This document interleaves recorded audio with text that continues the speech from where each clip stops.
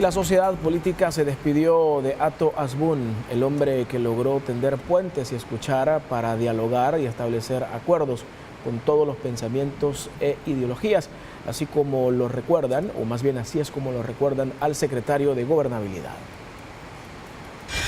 Nos reencontramos con él ya en el gobierno. El empresario Rafael Castellanos conoció desde la infancia a Hato Hasbún, a quien pese de un largo periodo que pasaron sin verse, destaca enormes cualidades. Lo conocí de los 6 años a todo el colegio. Vivíamos a media cuadra en la colonia Flor Blanca y tuvimos una amistad bien cercana en ese periodo de infancia. Luego en la universidad nos perdimos, él se fue a su cosa y yo a trabajar a la mía. Nos reencontramos con él ya en el gobierno. Cuando me convocó al consejo, yo dudaba cuál iba a ser mi aporte y resultó que sí, en realidad era un hombre tan hábil que sabía en qué podía ayudarle cada uno. En la faceta como docente del externado San José, el expresidente del Partido Arena, Jorge Velado, también señaló lo destacado que fue en aquellos años y en la actualidad en el Ejecutivo. Algunos lo conocíamos a Hato de muchos años, en mi época del colegio, en el externado, yo lo conocí cuando él llegó a dar clases. Siempre tuvo, digamos, el buen tino de saber, digamos, hablar con cada uno de nosotros. En el proceso revolucionario, Hato Hasbún participó en diferentes frentes, tanto intelectual como diplomático. Yo fui responsable de la célula de Hato en el 79. El seudónimo de él era Dino y el mío era Nadia. Y fue muy agradable trabajar con él. Ya desde entonces él aportaba intelectualmente. Pero una de las cosas que, como siempre, con Hato nos divertía y no había reunión que no comentáramos algo, era sobre el deporte, sobre el Barcelona. Hato era 200% Barcelona. Y yo también soy Barcelona, pero yo ante todo soy Santa Tecla. Esa linda experiencia de haber creado un proyecto como el Santa Tecla Fútbol Club en el año 2007, ya tiene 10 años, pero con Hato siempre nos poníamos a platicar de fútbol.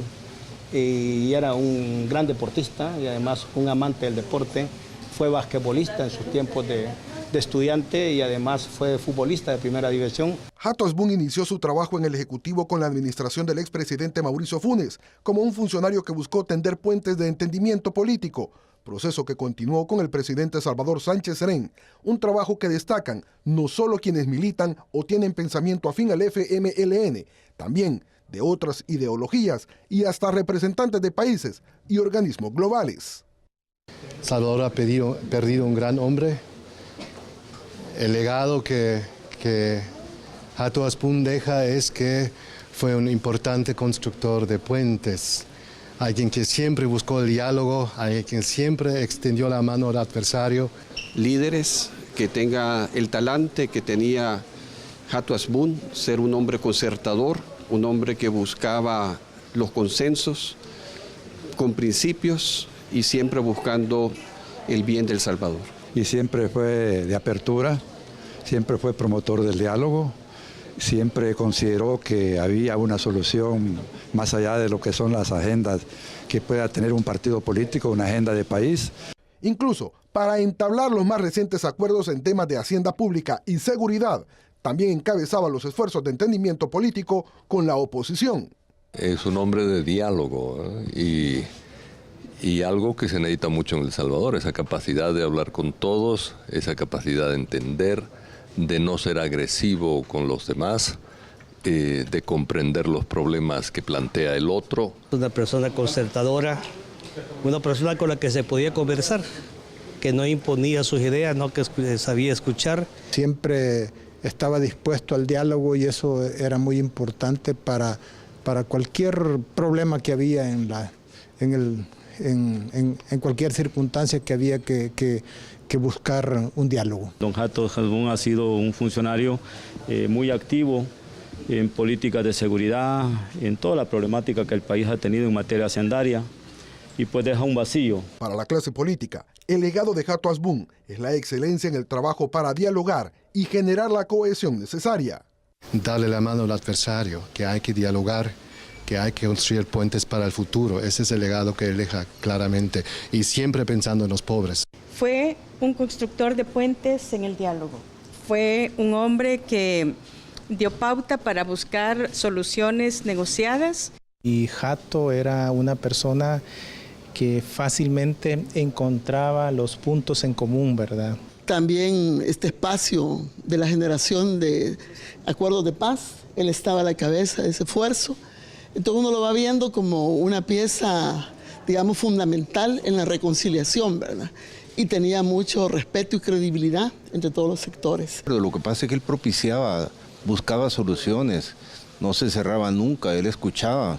Él escuchaba y no, debe ser como un ejemplo, si le hicieran un busto, un ejemplo de algo que nos falta a los salvadoreños, que es tolerancia. Bueno, perde un gran salvadoreño, un hombre que luchó toda su vida por la construcción democrática del Salvador,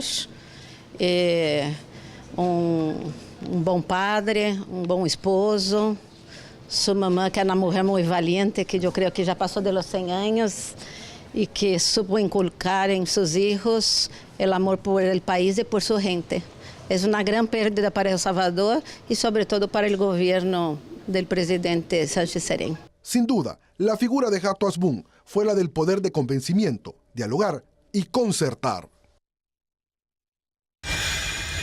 Bueno, y en nombre de todo el personal que labora en la empresa televisiva Canal Gen TV, reiteramos nuestro más sentido pésame a la familia, amigos y compañeros de trabajo del secretario de Gobernabilidad, Francis Hato Hasbún, por tan sensible pérdida.